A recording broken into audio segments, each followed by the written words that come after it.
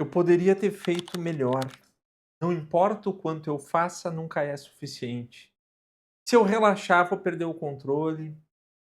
Eu tô nessa posição por sorte. Uma hora vão descobrir. Eu não mereço elogio, só fiz minha obrigação. Se eu descanso, me sinto culpado.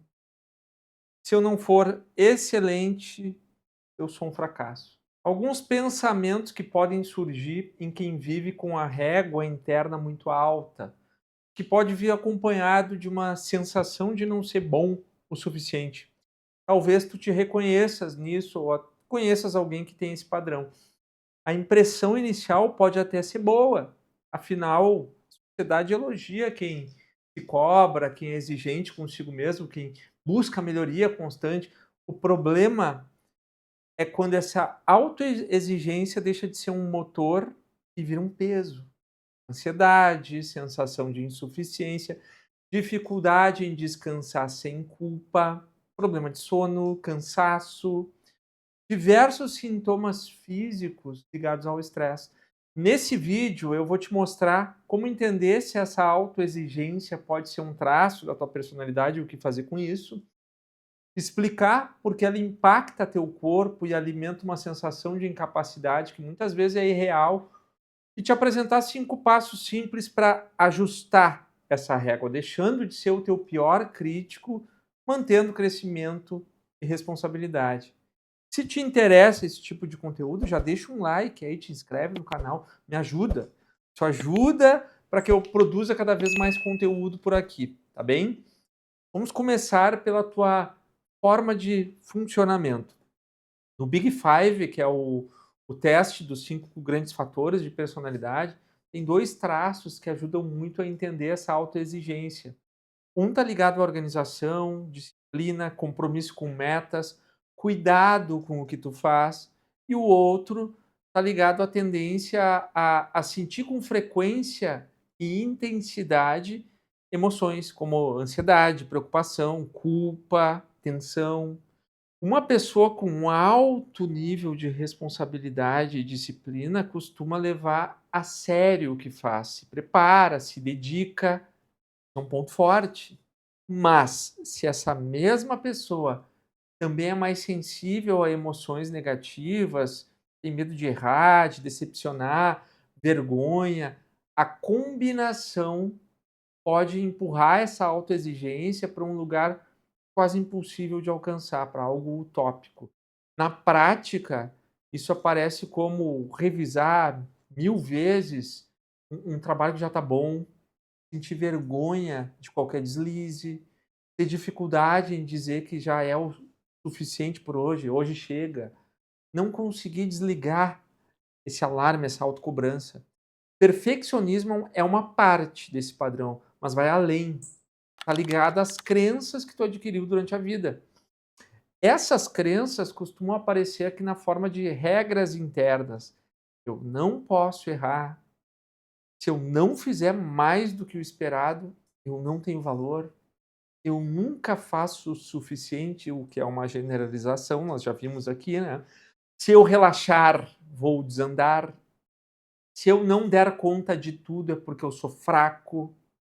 Quando esse conjunto de regras domina, aparece um fenômeno muito comum, a a chamada síndrome do impostor. Tu já deve ter ouvido esse termo que surgiu lá nos anos 70 com 2 psicólogas americanas que estudavam esse padrão de comportamento e apesar de não ser um diagnóstico formal, tem como característica um conjunto de experiências frequentes em pessoas que são autoexigentes.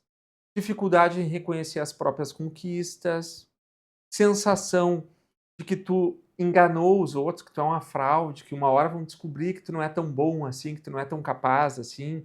Tendência a atribuir os resultados positivos à sorte, à ajuda dos outros. Ah, foi sorte, eu nem sou tão bom assim, né? Tu não atribui as tuas competências, mas atribui a outros fatores. Pode ter anos de estudo, bons resultados, elogios, dados concretos de que tu faz um bom trabalho e ainda assim sentir que não é tudo isso, ou que qualquer outra pessoa faria, que tu tá só quebrando um galho. Com essa crença de que tu nunca é bom o suficiente aos teus próprios olhos, tu tentas compensar fazendo cada vez mais, te pressionando e esperando o dia em que tu finalmente te sentirás adequado. Só que esse dia não chega e tu segues rodando o mesmo programinha interno, que nada mais é do que o repertório de funcionamento que tu te acostumou. E isso não impacta só o teu diálogo interno, a conversa que tu tens contigo mesmo, impacta o teu corpo. Teu sistema de estresse foi desenhado para te proteger de ameaças pontuais. Quando tu te cobra o tempo todo, como se estivesse sempre devendo alguma coisa, teu corpo passa a interpretar situações comuns como se fossem emergências. Para dar conta, ele ativa repetitivamente sistemas que vão liberando hormônios do estresse, libera cortisol. A curto prazo, isso pode até te deixar mais alerta, mais ligado, uma sensação de urgência, mas quando isso se torna crônico, vem os efeitos. Cansaço físico, sabe aquela sensação de carrega o mundo nas costas? Né? Cansaço mental, dificuldade para relaxar, dificuldade para dormir, irritabilidade, queda de concentração, tensão muscular, dores, alteração no apetite, vontade de se recompensar a todo tempo, ou comendo uma porcaria, ou bebendo, ou usando alguma coisa, ou rodando um feed de celular, ou jogando alguma coisa, enfim. Maior vulnerabilidade à ansiedade e à depressão. A tentativa de controlar tudo pela autoexigência acaba tirando o teu controle sobre uma coisa básica, que é o teu bem-estar físico e mental. Eu quero acrescentar aqui uma camada filosófica, né? Tu sabe que eu sempre trago uma pitada de filosofia porque vai ajudar a entender o que está em jogo, tá? Na tradição aristotélica, quando se fala no ser humano, de um animal racional, não se trata de um corpo de um lado e uma alma do outro. Corpo e alma são dimensões distintas de um único ser. A alma e o corpo é uno. O ser humano não é animal de um lado e racional do outro, como um centauro. Ele é um animal racional, uma unidade. Essa unidade tem potências. Uma potência é algo que pode vir a se tornar algo. Se tu tens duas pernas e uma saúde ok, tu tens potência para se tornar um corredor. Mas para que a potência vire ato, tens que entrar num grupo de corrida e começar a correr. Todos nós temos potências. Algumas partes desse animal racional estão mais próximas do teu corpo, como os sentidos, outras mais afastadas, como o intelecto, a vontade. Os sentidos te trazem dados da realidade, as formas, as cores, os sons, os cheiros, as texturas. Esses dados passam por filtros internos que organizam, comparam, catalogam, transformam essa quantidade enorme de estímulos em imagens coerentes. Pensa assim, tu vê um cavalo pela primeira vez. Teus sentidos captam a cor do cavalo, a forma, o movimento, o som que ele faz. Esses dados entram pelos teus filtros, vão para a memória, para a imaginação, e tu passas a ter uma linguagem do que é um cavalo. A partir daí, quando tu encontras outros cavalos, tu reconheces como cavalos porque tem um padrão, uma estrutura que unifica aquilo tudo. Arqué, que é o termo que originou a palavra arquétipo, muito utilizada hoje, é um princípio por si, uma origem de algo que desconhecemos, mas entendemos, um fundamento racional do que existe. Poderíamos dizer que as partículas que compõem o universo e nós não enxergamos são um arqué. Da mesma forma que existem esses princípios que ordenam a realidade externa, existem princípios que vão ordenando a tua realidade interna, teus filtros, teus hábitos, a forma como tu te enxergas. Se o princípio que organiza o teu modo de se ver é eu nunca vou estar à altura, tudo passa por esse filtro. Tu pode até ter resultado, elogio, dado concreto, mas a tua leitura interna continua te cobrando, te submetendo a esse princípio de autoinsuficiência. Além dos filtros, tem uma razão interior que amarra esses nexos. Tu relaciona, tu compara, tu abstrai. O intelecto formula conceitos e com eles tu faz juízos, afirmações sobre a realidade que pode ser verdadeira ou falsa. Com que realidades tu te comparas? Existem outras? São boas perguntas a se fazer. Junto com o intelecto, a vontade entra em cena. Ela se move na direção do que tu reconheces como bem e afasta do que tu reconheces como mal. Essa noção do que é bem e do que é mal é tua e única, de acordo com o teu mapa de realidade. Aí eu sugiro que tu assista os outros vídeos para entender melhor isso. Com o tempo, repetindo certas escolhas dentro do que tu consideras bem ou mal, melhor ou pior, mas que não necessariamente são verdades, tu vai formando teus hábitos. Se esses hábitos te predispõem ao bem real, aquilo que te realizas como ser humano, é o que o Aristóteles chamava de virtudes. Se te predispõe ao que te prejudica, destrói, te fragmenta, te adoece, é o que ele chamava de vício. Porque isso importa para a tua autoexigência, para esse padrão de se cobrar muito. Porque tu não é apenas emoção, impulso e costume. Tu tens uma alma capaz de filtrar, comparar, julgar e decidir que hábitos tu queres consolidar e que princípios tu aceitas como orientadores da tua vida. Quando tu te cobra demais, como se essa régua fosse uma lei absoluta, sem examinar de onde veio isso, tu abre mão justamente da parte mais alta da tua natureza, a capacidade de olhar para o que tu pensas, questionar e reformular. É o que nos difere das outras espécies, nós podemos questionar. O ponto aqui vai além de se cobrar demais. É questionar quais as consequências desse hábito, como ele prejudica a tua vida. Te conduz a mais integridade, ordem interna e coerência com quem tu gostarias de te tornar, ou te desorganiza, te estressa, te atrapalha, te leva à exaustão, culpa, sensação de fracasso. A mesma potência que hoje tu usas para manter o hábito de te cobrar pode ser usada para treinar um hábito de te avaliar com mais justiça. A diferença entre vício e virtude aqui é que para que lado que tu orienta essa capacidade? Esse padrão de se cobrar foi sendo construído ao longo da tua história, muitas vezes em contextos em que, de fato, ser muito responsável, fazer demais, ajudou. Talvez tu tenhas crescido recebendo elogios só quando superava a expectativa e pouca atenção quando tu fazia alguma coisa normal. Ou tu tenhas vivido em ambientes em que qualquer falha virava o assunto, com foco mais no que faltou do que no que foi feito. Talvez tu tenha se comparado demais com irmãos, primos, colegas, ou tenhas assumido responsabilidades de adulto quando tu era criança, muito cedo. Mesmo com boas intenções de quem te criou, esse repertório normalmente tem grande influência na tua vida adulta. Autoconhecimento aqui é tu perceber de onde vem esse diálogo interno, que vozes dessas ainda fazem sentido e quais tu está só repetindo como um padrão. É importante compreender a diferença entre perfeição e efetividade. Perfeição é a ideia de ideologia, lembra? Fazer tudo no máximo possível, em todos os detalhes, o tempo inteiro. E efetividade é fazer o que funciona na prática, com qualidade suficiente, respeitando os teus limites.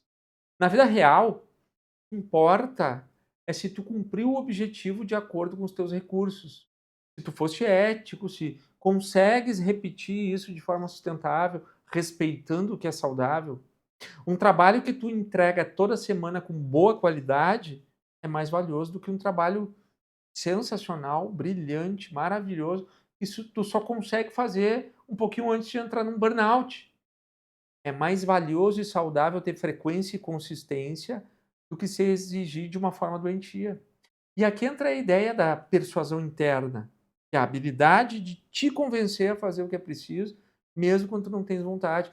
Não é passar pano para ti mesmo, mas utilizar a tua capacidade racional, formar juízo, de pesar consequência, para direcionar a tua energia para o que é efetivo e sustentável, em vez de te manter preso num padrão de cobrança que te esgota. É aprender a colocar a tua autoexigência a teu favor e não contra ti, definindo critérios para escolhas mais inteligentes que tu consegues sustentar no longo prazo. Vamos aos 5 passos práticos aqui para que tu Diminua essa sensação. Primeiro, escolher um contexto para treinar o efetivo ao invés do perfeito. Escolhe um contexto específico no trabalho, é numa tarefa doméstica, um projeto. Se tu, por exemplo, revisas um relatório 5 vezes, combina contigo mesmo de revisar só 2 e entregar. Se em casa tu precisa deixar tudo impecável, escolhe um dia para fazer só o necessário. O cumpridor, como a gente diz aqui. A ideia é dar para o teu cérebro a experiência concreta de que bom o suficiente funciona, que as coisas continuam andando e que ninguém morre, porque tu não foi ao extremo do ideal. Segundo, registra os fatos em vez de seguir só a sensação. Quando vierem pensamentos como eu não mereço, eu não sei bastante, eu não dei meu melhor, poderia ter feito mais, lembra de situações em que tu foi elogiado, dos desafios que tu já enfrentou, das conquistas que tu já teve, das realizações. Equilibra essa balança que hoje está desregulada. Ao invés de olhar com ênfase porque deu errado, passa a olhar também o que deu certo. Terceiro, pergunta diariamente o que é efetivo para hoje. Considera como tu dormiu, como tu está fisicamente nesse instante e as demandas do dia. O que é mais efetivo a ser feito? Efetivo pode ser fazer bem o essencial e deixar o resto para depois. Dizer não para um pedido extra para não comprometer o que já está na tua responsabilidade. Entregar algo sólido, ainda que não perfeito, quando o prazo é curto. Essa pergunta te traz para a realidade e te tira, né, daquele hábito, aquele piloto automático da perfeição. Quarto, treina teu diálogo interno. Ele está relacionado com o segundo, mas vamos além. Quando surgirem pensamentos de incompetência, de não ter feito o suficiente, de não ter o direito de descansar, pause e responde de forma justa. Nem te cobrando demais, nem sendo flexível ou extremo. Eu poderia fazer melhor? Talvez. Mas esse é o meu melhor de hoje. Eu tenho o direito de pensar em mim e relaxar. A vida, inclusive, se torna até mais produtiva com momentos de descanso.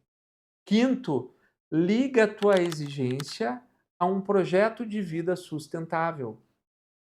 Ao invés de usar esse padrão para evitar crítica ou sensação de fracasso, tu questionas que tipo de vida eu quero construir. Eu quero resultado a qualquer custo, mesmo que o custo seja minha saúde, minhas relações, minha cabeça. Se tu quer uma carreira consistente, talvez a atitude mais responsável não seja te espremer até a exaustão hoje, mas cuidar para ter saúde e cabeça para sustentar isso por anos. Se tu valoriza relações, talvez seja mais coerente, às vezes, entregar um bom, até um muito bom, e estar presente com quem tu amas, do que tentar entregar um perfeito e nunca estar inteiro em lugar nenhum. Manter a constância como entrega ok é melhor do que se auto-exigir a ponto de adoecer. Cuidado com o que tu assiste por aí, que tem que fazer, que tem que fazer, que não pode descansar, que quem dorme é fracassado. Cuidado! Tua exigência, ela vai ao extremo, ela tem que deixar de ser uma forma de te punir e passar a ser uma ferramenta para construir algo que realmente faz sentido para ti. Faz sentido? Deixando bem claro, esse conteúdo é para quem se cobra demais, para quem vai ao extremo e até adoece por isso, tá? Então depende muito do tipo da pessoa. Existem também aquelas pessoas que procrastinam demais, que acham que fazem demais, mas na realidade não fazem quase nada, enfim. E aí eu te sugiro assistir os outros vídeos anteriores aqui, o vídeo sobre procrastinação, enfim, que vai te ajudar bastante. Se te interessa esse tipo de conteúdo, comenta aqui o que tu achou, né? Curte o vídeo, compartilha com quem merece. Persuasão interna tu só encontras aqui. Um forte abraço.